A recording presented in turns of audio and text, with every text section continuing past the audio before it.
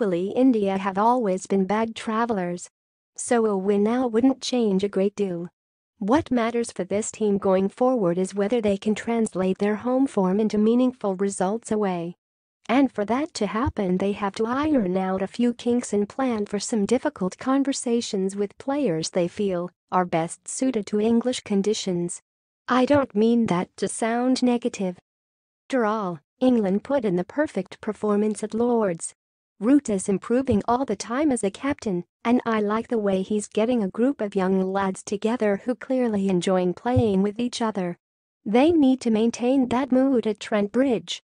But England are still 5th in the rankings, and Root and Trevor Bayliss will want them to be better than that.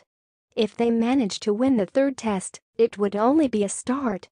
Let's face it, there are a few areas they need to improve.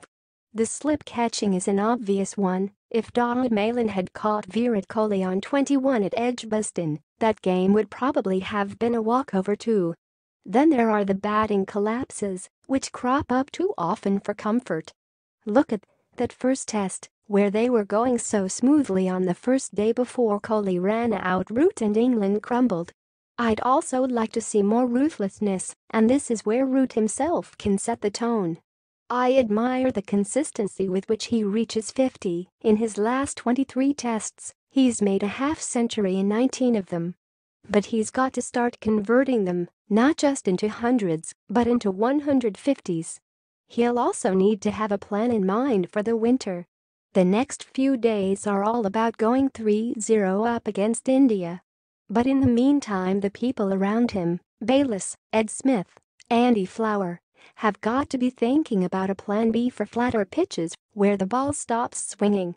In one way, it would be good for England's bowlers to be tested before the series is out so that they can keep improving. They also need to be planning for a second spinner to help Adil Rashid and to be working out who the best young fast bowlers are to step in when Jimmy Anderson and Stuart Broad finally call it a day. And Root will have to be clear about getting an attack that is capable of taking 20 wickets overseas. He didn't get that in Australia last winter, and England can't afford to make the same mistake again. If that means a difficult conversation with someone like Chris Woakes, who averages 22 with the ball in home tests and 61 away, then so be it. But if he wants to turn England into a test team capable of challenging for the #1 ranking, he will have to steel himself for similar chats down the line.